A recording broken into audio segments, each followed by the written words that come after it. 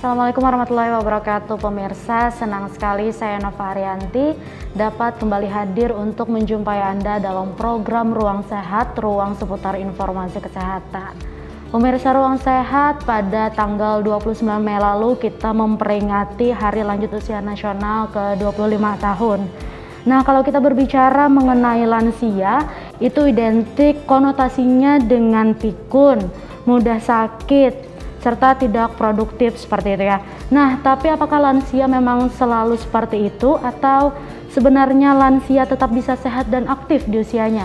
Nah, untuk membahas hal ini sekarang saya sudah bersama dengan narasumber kita yang tentunya tidak asing lagi karena sudah beberapa kali nih hadir di Ruang Sehat ya untuk memberikan informasi kesehatan kepada pemirsa sekalian.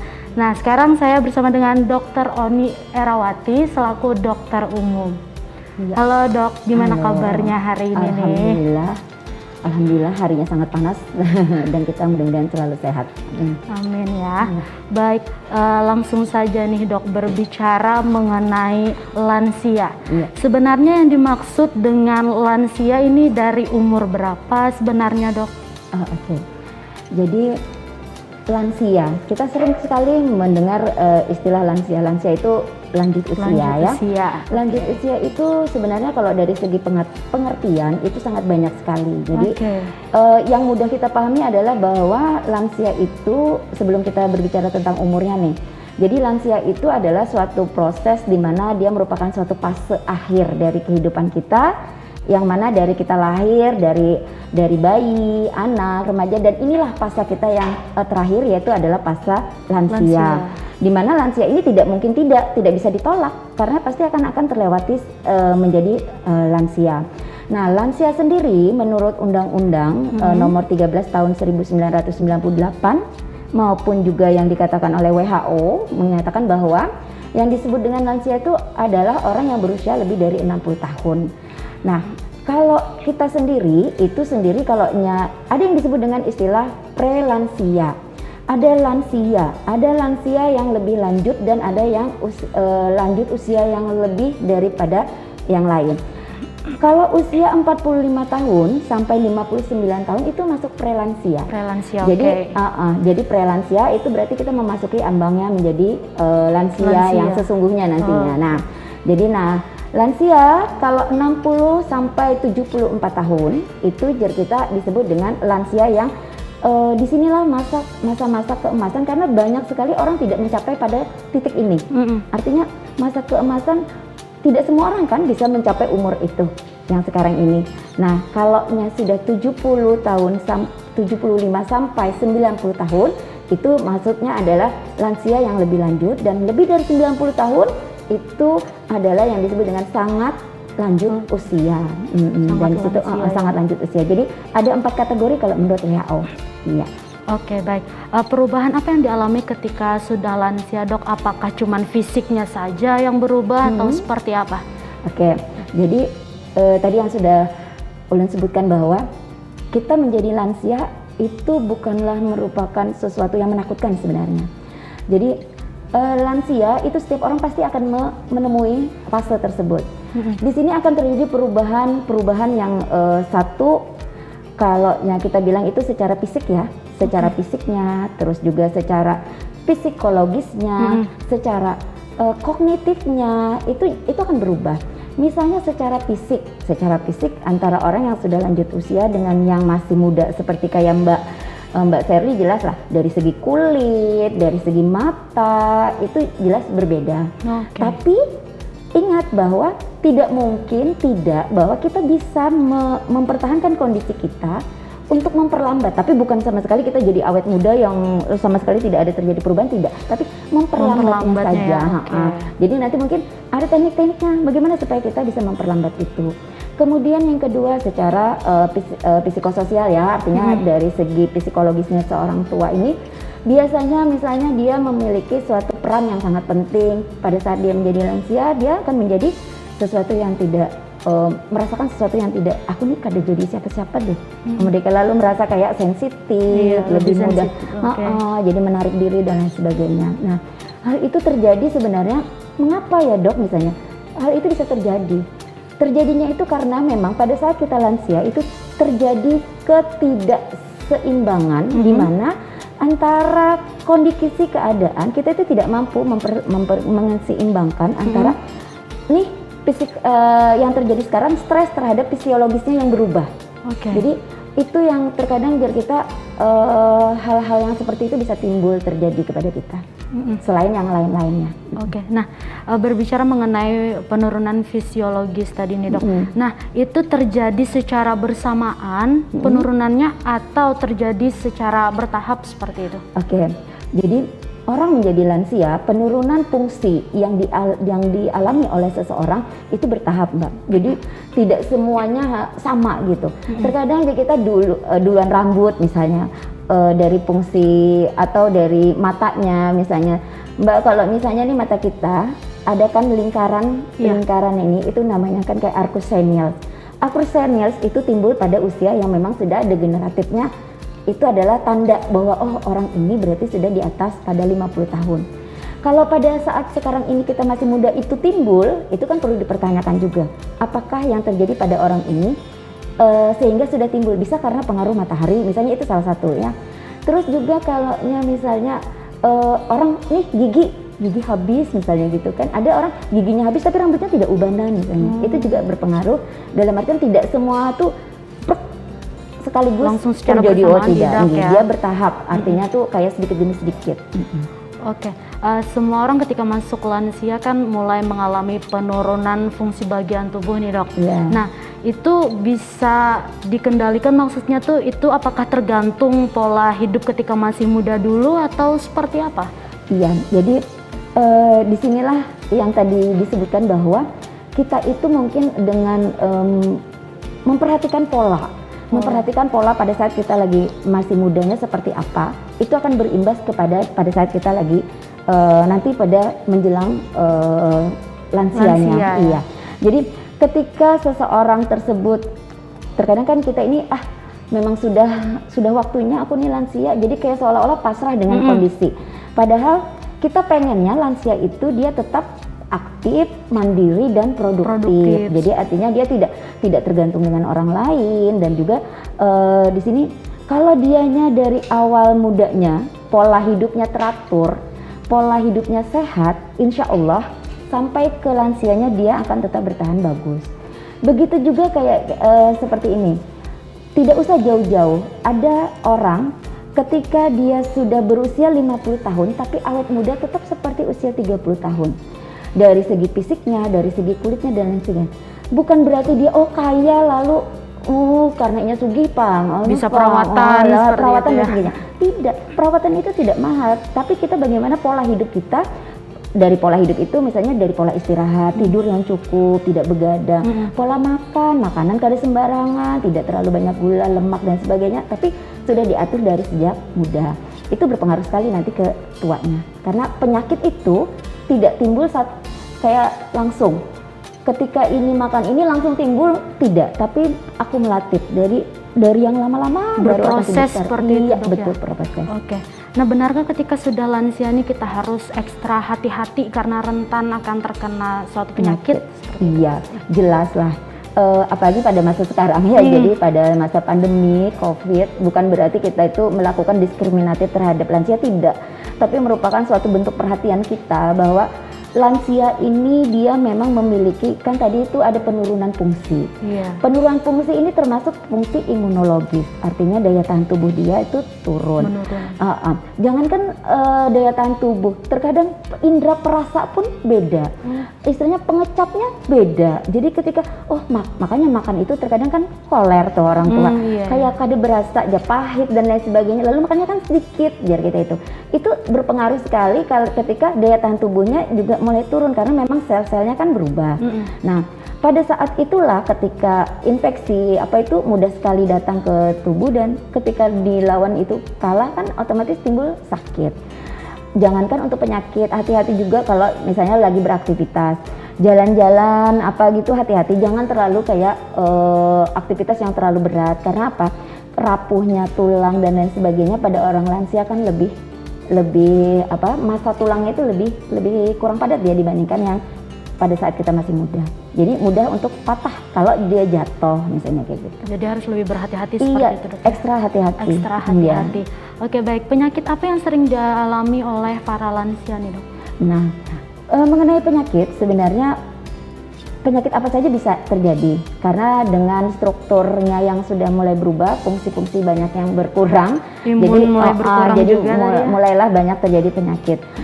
Apalagi kalau misalnya kita penyakit jantung, ya memang karena apa? Pembuluh darahnya sudah mulai terjadi, permeabilitasnya tidak seperti kita lebih muda.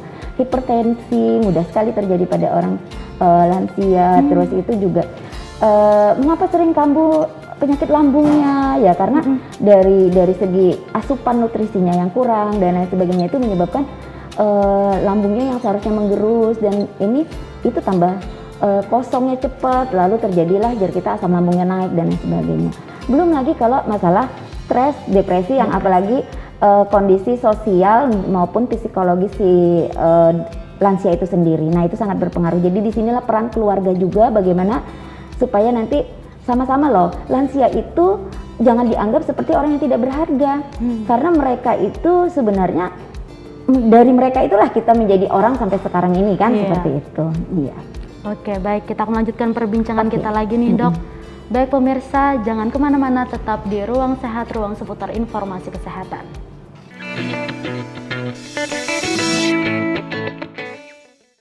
Baik pemirsa, terima kasih Anda masih di Ruang Sehat, ruang seputar informasi kesehatan. Melanjutkan perbincangan kita nih dengan Dr. Oni mengenai sehat di usia lanjut.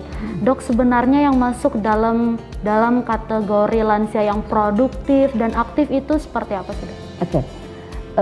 Lansia yang produktif atau yang aktif itu maksudnya seperti apa? Jadi di sini adalah para lansia dengan umurnya tadi, itu dia masih bisa melakukan aktivitasnya, kegiatannya seperti biasa. Artinya seperti biasa di sini dia bersosialisasi dengan biasa dengan orang lain. Makanya ini pentingnya adalah salah satunya posyandu lansia. Jadi posyandu lansia itu adalah tempat berkumpulnya para lansia, di mana di situ kita memberdayakan lansia ini. Jadi dia masih tetap bisa bertemu dengan para yang seangkatan dengannya, saling bertukar pikiran dan lain sebagainya, memberdayakan orang-orang yang ada di sekitarnya. Nah, itu di situ dia berarti dia aktif dan jiwa mandiri. Kalau produktif artinya dia tidak membutuhkan, istilahnya tuh tidak kayak monjer kita tuh tidak merepotkan untuk keluarganya. Dia masih bisa sendiri mandiri secara ininya, produktif malah menghasilkan sesuatu, misalnya dia dengan caranya dia bersama-sama tadi mengumpulkan sesuatu yang membuat hal-hal yang bisa dijual misalnya, atau dia sama-sama kumpul-kumpul lalu dia masak-memasak akhirnya dijual, kan itu produktif di sini. Dan istilah dulu bahwa lansia itu menjadi sesuatu yang beban buat keluarganya, itu adalah sangat-sangat tidak benar. Di sini malah lansia itu menolong kepada keluarga. Artinya kita hidup bersama lansia itu, keluarga itu menjadi lebih bahagia loh gitu, karena kita punya lansia ada di rumah. Jadi jangan sampai lagi kita berpikiran kalau ada lansia menambah beban, menjadikan beban. Tidak sama sekali. Makanya kita di sini pemerintah juga bersama dengan jaringannya yang ada di bawahnya, semuanya berusaha bahwa lansia yang ada sekarang ini dengan angka umur harapan hidupnya yang semakin tinggi itu bisa tetap berdaya guna sampai nanti ketika misalnya ajal menjemputnya. Artinya dia masih tetap sehat, tidak sakit-sakitan, tidak malah jadi stroke, dan tidak malah menjadi merepotkan untuk keluarganya. Jadi disinilah pentingnya bahwa dengan hari lansia yang kita peringati setiap tahunnya, dan ini yang ke-25, itu adalah menjadikan suatu momentum bahwa ini loh lansia, kita semua bahagia dengan lansia bersama kita. Jadi lansianya sehat, tetap bugar, tetap bermanfaat, dan dia menjadi contoh buat keluarganya itu. Dan selalu mendapat dukungan dari pihak keluarga. Iya, di sinilah pentingnya keluarga itu untuk lansia. Oke, Dok, faktor atau indikator apa yang bisa membuat lansia ini sehat, produktif, dan aktif seperti itu, Dok? Nah, faktor-faktornya sebenarnya seperti yang kita ini kan, bahwa dari mudanya mungkin dia harus sudah mempersiapkan masa tuanya. Nah, tapi kan kalau sekarang sudah terjadi, Dok, istilahnya sudah sudah kaset dok, sekarang sudah jadi lansia, apa yang harus saya lakukan untuk tetap mempertahankan kondisi saya supaya tetap aktif dan tetap mandiri, supaya tidak menjadi beban untuk keluarga adalah satu. Kementerian Kesehatan itu dengan jargonnya cerdik, cek kesehatan secara rutin misalnya. Terus tuh, nah juga yang penting adalah enyahkan asap rokok, artinya usahakan tidak merokok. Terus yang kedua, yang ketiga juga R ya, cerdik. Jadi cek kesehatan secara rutin, enyahkan asap rokok. Kemudian R itu adalah rajin untuk berolahraga. Jadi kalau lansia olahraganya beda dengan olahraga yang orang-orang yang usianya muda. Di sini olahraganya disesuaikan ya, disesuaikan setiap orang. Manula itu dia berbeda-beda. Nah kemudian I istirahat. Kemudian D itu adalah dietnya yang cukup ya. Kemudian K itu adalah berarti kelola stres. Nah di situ adalah hal-hal di sini terlingkupnya adalah berarti pola hidup. Pola hidup ini tidak cuman pola hidup, pikiran yang positif itu pola hidup di situ. Orang yang pola makannya yang bagus, sedikit tapi sering, itu polanya. Jadi tidak makan pola 1-2 kali tapi jumbo. Nah itu tidak begitu bagus. Tapi kalau apalagi ke lansia pola makannya harus sedikit tapi sering, tidak mesti harus makan nasi. Jadi bisa diganti, disubstitusi gitu. Terus kalau misalnya kita kan tidak tahu nih, yang kemarin kita pernah bilang bahwa hipertensi itu adalah suatu killer, silent killer ya, pembunuh yang diam-diam dia langsung ini. Itu makanya harus dicek kesehatan itu secara rutin. Karena apa? Tadi itu hipertensi itu sangat sering terjadi pada orang lansia. Jadi faktor-faktor apa sih dok yang mendukung itu? Artinya adalah dari kita sendirilah yang awalnya juga yang memperhatikan kesehatan kita dengan cara-cara tadi, salah satunya. Baik. Tadi ada juga membahas mengenai makanan. Nah, makanan apa yang bisa dikonsumsi lansia ini? Oh iya, jadi sebenarnya kecukupan gizi lansia itu adalah kalau secara kalorinya itu dia memerlukan 30 kilokalori per gram per harinya ya, per kilogram berat badannya dia. Jadi kira-kira kalau laki-laki itu antara 2100 kalori, kalau wanita itu sekitar 1700 kalorinya. Dan ini sebenarnya adalah kalorinya itu harus seimbang, cukup buat dia. Nutrisi yang ada di makanan dia itu cukup. Tidak juga kita harus makan protein doang, tidak. Tapi karbohidrat juga penting, mineral juga penting. Nah di sini yang pasti itu adalah bahwa suplemen dari luar untuk orang-orang dengan lanjut usia yang paling penting adalah kalsiumnya. Kalsiumnya kalau kita pada orang dewasa muda seperti kita mungkin kita perlu 1000 mg, tapi kalau pada orang yang sudah lanjut usia dia perlu 1,2 1200 mg per hari. Jadi kalau dia kekurangan nanti malah akan menyebabkan gangguan pada tulangnya dan lain sebagainya. Kan jarang sekali orang kita ini suka minum susu, padahal dari susu itu sangat penting. Susu itu dari telur, terus itu dan yang paling penting sebenarnya makanan apa saja itu boleh ya, yang pasti harus dihindari itu terlalu tinggi gula, terlalu tinggi garam, terlalu tinggi lemak. Nah itu harus dihindari. Kalau penyakit asam urat maka protein harus dikurangin sedikit misalnya daripada yang biasanya kita makan. Nah cuman kalau hal-hal makanan apa sih dok yang dianjurkan sama sekali untuk lansia, itu adalah makanan yang bergizi yang cukup seimbang. Jadi tidak ada patokan, kalau boleh makan sayur ini, tidak ada. Artinya semua boleh dimakan, cuman dia dalam porsi yang seimbang. Susu yang tadi suplemen, kalsiumnya harus cukup, dia harus dapat. Terus itu kalau misalnya kita itu vitamin D untuk bisa bekerjanya kalsium ini kan perlu vitamin D juga ya, makanya dia butuh nanti panas, matahari, berjemur lah dia misalnya gitu. Itu jadi kalau makanan tidak ada pantangan yang ini, tapi yang pasti adalah kurangi garam, kurangi gula yang terlalu tinggi, kurangi lemak yang terlalu tinggi, dan case by case itu berbeda setiap orangnya. Jadi tidak jangan minum susu karena kada boleh, malah susu untuk tulang itu bagus untuk orang tua. Karena masing individu berbeda-beda seperti itu. Iya, kebutuhannya berbeda. Oke, baik. Tadi sempat dikatakan juga bahwa angka harapan hidup lansia ini meningkat seperti itu. Berapa dok? Jadi angka harapan hidup secara nasional untuk kita di tahun yang kemarin itu adalah 72 angka nasional. Tapi kalau untuk Tabalong sendiri itu dari 2018, 19, 20 ini semakin meningkat. Jadi yang awalnya 70,12 naik menjadi 70,38, naik lagi jadi 70,44 yang terakhir. Jadi sudah di angka kepala 70 lah. Biar kita tuh mendekati 71 tahun, kita ini bisa hidup rata-rata orang Kabupaten Tabalong untuk lansia. Kalau ada yang lebih dari itu berarti alhamdulillah. Biar kita itu adalah bonus yang dari Allah Subhanahu wa taala. Tapi kalau yang tidak pun, nah inilah disebut dengan masa keemasan tadi, bahwa tidak semua orang bisa mencapai umur segitu. Kalau untuk daerah yang lain sebenarnya ada yang lebih tinggi daripada angka nasional, ada yang 73, ada yang 74. Tapi untuk Kabupaten Tabalong sendiri itu masih di bawah angka nasional. Masih 70-an. Oke. Bisa diartikan bahwa meningkatnya angka harapan hidup ada andil dari pemerintah daerah seperti itu. Iya, betul. Jadi dengan meningkatnya jumlah lansia yang ada, sekarang ini kan jumlah penduduk itu dari jumlah penduduk sekitar 9,8%-nya adalah lansia.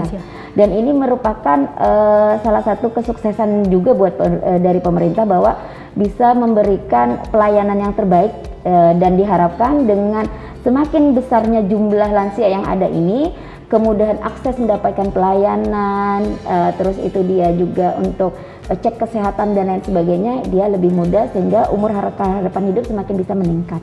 Oke. Tadi juga dokter ada membahas bahwa lansia ini mengalami penurunan fungsi tubuh seperti itu.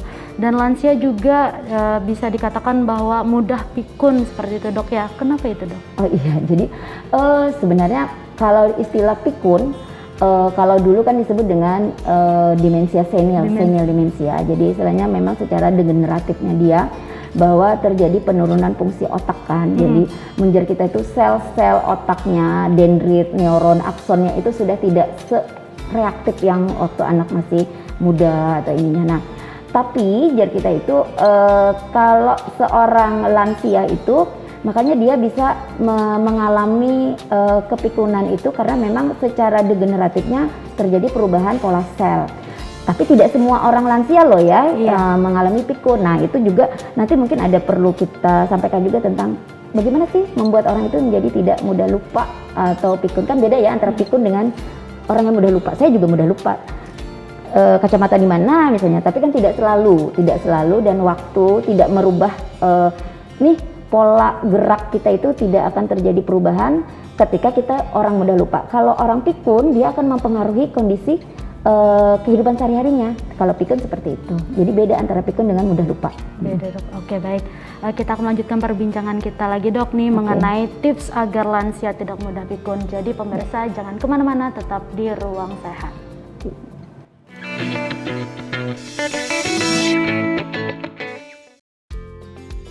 Ya pemirsa, terima kasih Anda masih di Ruang Sehat, ruang seputar informasi kesehatan. Nah, di segmen terakhir ini kita akan membahas mengenai tips agar lansia tidak mudah pikun. Baik, Dokter Oni, ini ada tips nih mungkin yang bisa dilakukan para lansia seperti itu ya agar tidak mudah pikun. Yang pertama yakni lakukan latihan otak. Jadi lakukan latihan otak ini termasuk dalam olahraga otak ya, maksudnya tuh olahraga otak tidak cuman misalnya kita bagaimana melatih otak kita untuk bisa berpikirnya itu dari dalam. Jadi contoh kayak permainan catur. Jadi permainan catur itu seorang jangankan lansia ya, kita biasa itu adalah melatih otak kita. Di mana strategi, di mana kita menghitung langkah titik-titiknya supaya kita bisa menjadi pemenang. Itu salah satu ininya. Kemudian juga itu adalah permainan untuk olahraga otak. Selain itu juga adalah kita misalnya mengisi teka-teki silang yang ada di majalah-majalah misalnya gitu ya. Itu adalah melatih bagaimana supaya kita mengingat, tidak mudah lupa kan, dan itu berpikir supaya kita secara ininya. Dan kalau kita mengisi teka-teki silang maupun secara permainan catur, itu antara mata, tangan, itu kan dia bergeraknya sinergis. Jadi kayak tek tek tek. Nah, itu melatih, tidak terjadi kekakuan nanti di sana. Kemudian juga kalau misalnya kita itu orang dengan melatih keseimbangannya juga misalnya. Kalau misalnya itu tadi olahraga otak nih, jadi olahraga otak bersemedi itu juga olahraga otak sebenarnya ya. Kalau melatih keseimbangan misalnya kayak mengangkat kaki satu, terus itu tai chi misalnya, atau kalau aerobik itu aerobik yang ringan, jangan aerobik yang berat, yang ada jam atau kayak impact itu tidak boleh, tidak diperkenankan untuk orang yang sudah lansia. Jadi kalau misalnya kegiatan-kegiatan olahraga yang tidak cuma otaknya ya, kalau misalnya kita untuk yang pikun tadi, tapi juga untuk menjaga kebugaran tubuh secara keseluruhan. Jadi bisa dengan cara olahraga main catur, terus itu mengisi teka-teki silang, atau kita tuh kalau orang tua itu sering kayak jalan santai tapi sambil saling mengingat. Jadi dia berkomunikasi, bersosial itu saling mengingat maksudnya. Ketika dia masuk di dalam satu perkumpulan, datang ke situ posyandu misalnya, dia sharing, berbagi, mengenal di situ, itu termasuk otaknya mencerna bagaimana perilaku orang ini, ini semua. Atau kalau olahraga otak itu misalnya kita coba menghitung belanjaan atau mencatat daftar belanjaan kita. Itu melatih otak juga itu ya? Iya, jadi bukan secara ini matematika gitu tidak, tapi dia mencatat apa, terus itu kita mencoba mengulang apa saja sih yang dicatat oleh seorang lansia tadi. Jadi biasanya kalau dia bisa, misalnya dari 10 dia bisa masih menyebutkan 8 atau 6, itu masih bagus. Jadi itu olahraga otak juga. Atau misalnya kita itu sambil memasak, kalau orang suka memasak. Memasak itu indera pengecap, dia masih kan bisa mengecap dan lain sebagainya. Atau bumbu dapur kan sambil ini mengingat itu. Mengingat. Atau kalau orang yang dulu, orang Bahari itu ketujuh berdansa, menari. Kalau orang lain ini kayaknya kada ada lagi Bang, menari. Menari itu juga adalah, atau main musik, atau menyanyi, itu juga salah satunya adalah permainan untuk mengingat. Jangan stres, usahakan jangan stres. Jadi pola hidup memang dibagusin, kita tetap selalu berpikir positive thinking. Istirahat yang cukup itu sangat membantu untuk berpikir yang sehat. Jadi tidak mudah lupa, tidak mudah pikun. Kalau bisa sih memang orang yang suka gemar membaca Al-Quran insya Allah tidak mudah pikun. Biasanya keagamaannya seperti itu. Oke, baik. Tips yang kedua nih Dok, bersosialisasi. Ya, tadi bersosialisasi itu adalah dimana dia ketika bertemu, terus itu dia saling berbicara, mengungkapkan sharing. Terkadang kan orang tua tuh berbicara tentang anak-anaknya juga, terus itu dimana dia itu saling menumpahkan, mengurangi beban pikiran dia. Salah satunya adalah dengan berbicara, berkomunikasi.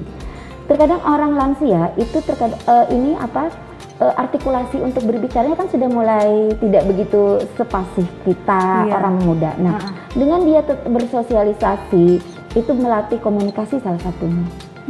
Oke, baik. Yang ketiga, aktif berolahraga. Sudah dibahas tadi Dok ya. Dan olahraga di sini tidak terlalu lama loh ya. Lakukan secara rutin, 15 menit sehari itu cukup. Jadi tidak yang diporsir, malah tidak boleh kan. Oke, seminggu berapa kali? Seminggu itu kalau misalnya kalau kita mengambil 15 menit, berarti itu lakukan tiap hari. Tapi kalau kita melakukannya itu 3-4 kali dalam seminggu, maka lakukanlah sekitar 30 menit. Iya. Tapi dengan garis bawah jangan terlalu diforsir tubuhnya seperti itu Dok ya. Tergantung case by case-nya. Oke, yang keempat meditasi. Gimana Dok? Iya, nah meditasi ini di sini sama kayak kita berzikir. Terus kalau secara bermeditasi, ini pribadi, kalau saya bermeditasi itu kada bisa juga, kecuali kalau sholat memang enak. Kalau beristilah tanpa ada yang dibaca-baca itu tidak bisa. Tapi kalau misalnya kita sambil larut dalam kita membaca sesuatu, berzikir, itu lebih mengisi sebenarnya. 5 menit itu kita diam tanpa kita memikirkan apa-apa, plong rasanya itu sudah cukup membantu sekali. Tapi untuk mencapai 5 menit itu saja susah. Makanya kita harus melatih dari segi meditasi itu adalah dari usia muda. Kalau kita sudah langsung meditasi berdiam, teguring iya. Tapi kalau untuk memplongkannya itu biasanya agak susah memang. Tapi bagus meditasi itu sangat bagus. Pencerahan. Baik, terima kasih Dr. Oni atas Sama-sama. informasi yang diberikan hari ini nih. Semoga bermanfaat tentunya ya Amin. bagi para Mudah-mudahan lansia bisa seperti itu. dipahami lah ya, karena wajar mungkin kalau ulun bukannya laju, orang Banjar, orang Tanjung nih laju bukan cepet sampai dah ya. Mudah-mudahan masyarakat bisa memahami apa yang ulun maksudkan. Baik. Ya pemirsa, sekian Ruang Sehat kali ini. Saya Nova Arianti mewakili kru yang bertugas pamit undur diri. Wassalamualaikum warahmatullahi wabarakatuh. Waalaikumsalam warahmatullahi wabarakatuh.